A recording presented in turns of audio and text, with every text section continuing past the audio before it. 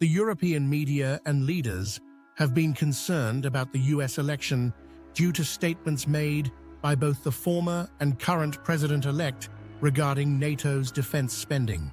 President Trump raised the question of whether the US should continue as a member of NATO, suggesting that ignoring defense spending targets could prevent the extension of Article 5, the foundation of NATO collective defense.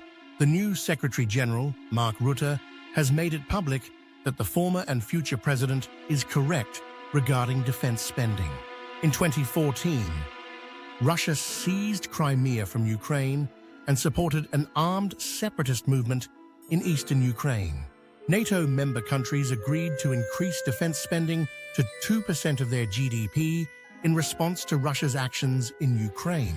However, NATO member states nearly universally ignored the 2% GDP target, with weapons not being sent to Ukraine, rampant corruption, and Russian oil and gas flowing into Europe.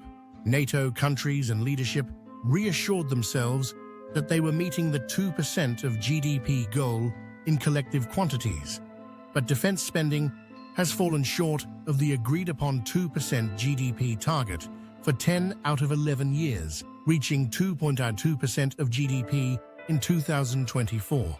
French President Emmanuel Macron has urged Europe to prioritize defense, advocating for a defense-independent Europe that does not rely on the US for its security. This new wishful European security order, modeled after Gaullism, will be led by France, which has failed to meet the NATO obligation 9 out of 11 years. The NATO leader, Secretary General Rutte, has publicly addressed Europe's anxiety when he stated that Europe should increase its defense spending and that President Trump's criticism was valid.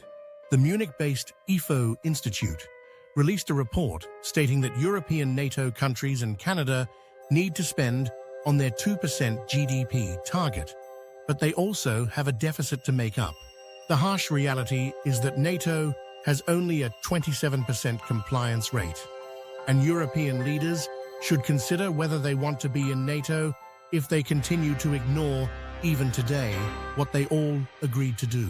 The European Union could take a more active role in enforcing compliance on states that are both in the EU and NATO, exerting pressure on EU members to comply.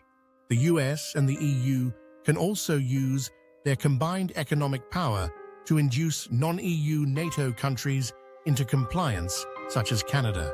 These suggestions are merely potential approaches to achieve compliance, and European leaders need to stop fearmongering and find solutions which should not be too hard, since they all agreed to the solution 11 years ago.